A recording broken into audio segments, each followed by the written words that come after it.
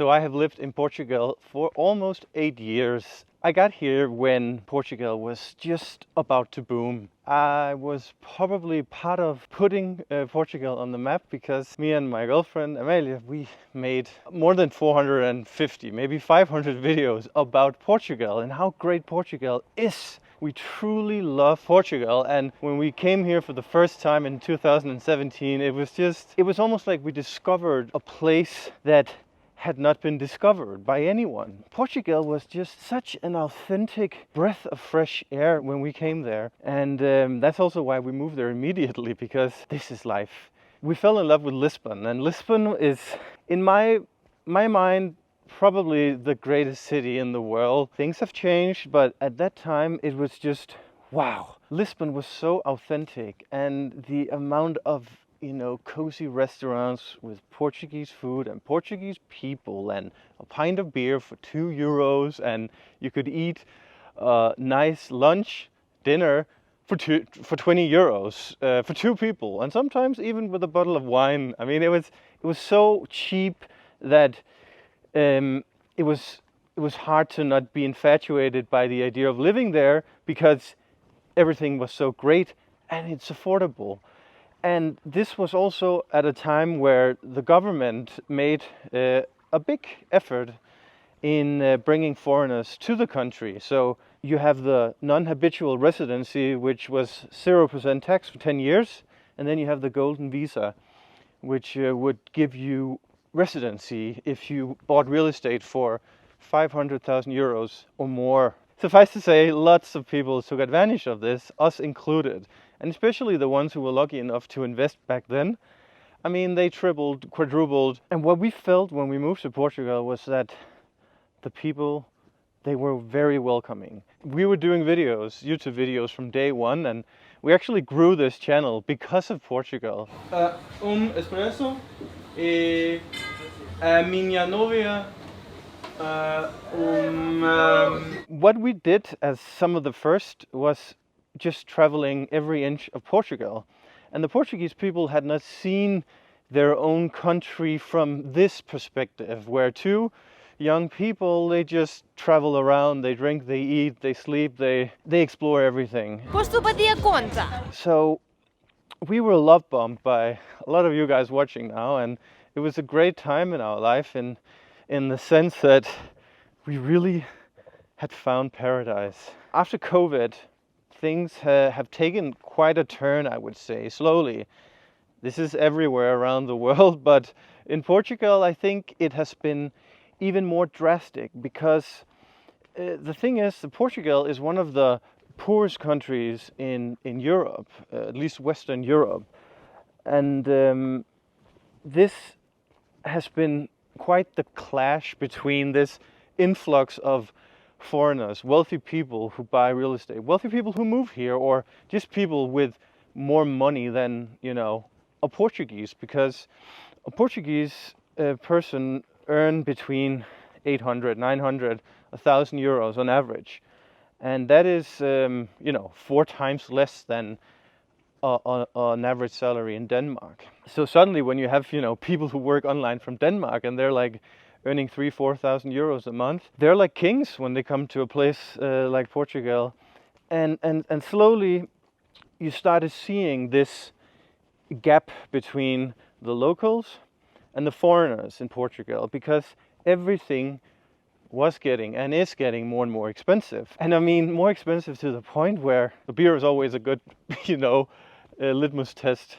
Today it's 6-7 euros for a pint of beer in Lisbon. I mean, it has gone up 3-4 times since we moved here. And if you ask a Portuguese person, hey, would you spend 7-8 euros on a beer? Even if they have money, they would say, for us, fuck that, man. And this has created a lot of tensions. And these tensions, I want to talk about this because I have felt this over the last couple of years as inflation has really gone bazooka. I sense that the locals, the Portuguese, has changed their mind from when we moved here in 2018. It is not the same welcoming spirit as it was back then, and for obvious reasons, Something that hasn't really been talked about in this whole thing is the perspective of us, the culprit, because there is this narrative in Portugal that the expats and the foreigners and the tourists are the reason why things have gotten out of hand in Portugal. In a way, it's true, because we are complicit in making everything more expensive, because the more money that comes in, the more wealth, the more shops, the more everything starts coming up, the more tourists, and tourists with lots of money. But we have to keep in mind that we, all of us, we came here because the government, they made an offer we couldn't refuse. While I understand the frustration of Portuguese people, there also should be an understanding the other way, that, hey, why would you say no to this? If you can leave your location in Denmark like we did, where it's tundra winters, from October to April, if you can live a life with sun all year round and lower prices, better quality of living, would you not say yes to that? A lot of Portuguese people leave Portugal. They go to Switzerland, they go to Germany, they go to the UK for jobs that are paying a lot more. So I think a lot of Portuguese, they understand how these incentives make you want to make the move. There is this division, I feel.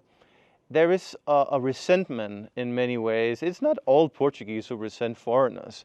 Of course not. I understand the hardships of people in Portugal, because the reality is the salaries in Portugal are the same as when we came here 8 years ago. So imagine if you're earning 900 euros a month 7 years ago, and it's maybe it's 1,000 now, and the beer is 3-4 times more expensive. And all the real estate has been bought up. You have to stay home with your parents, even though you are 35 or 40. I mean, this is a reality for a lot of people. It's hard to accept that, because suddenly the outlook of a life of independence and, having your own family and your own house is basically impossible. So the real estate market in Portugal is the fastest growing in Europe, and by a long mile. It's almost like Portugal became a lifestyle product more than this is a country with people. I will admit that I've also seen Portugal as this, it's a place where you can get the life you want. And I have said that many times, that Portugal is like Bali in a way. Oh, and Portugal is the next Bali, or this part of Portugal is the next Bali, this Portugal. And in a way it is, because if you look at Lisbon today, 8 years after we came here for the first time, you will not find a Portuguese restaurant in the center of Lisbon with actual Portuguese people making the food.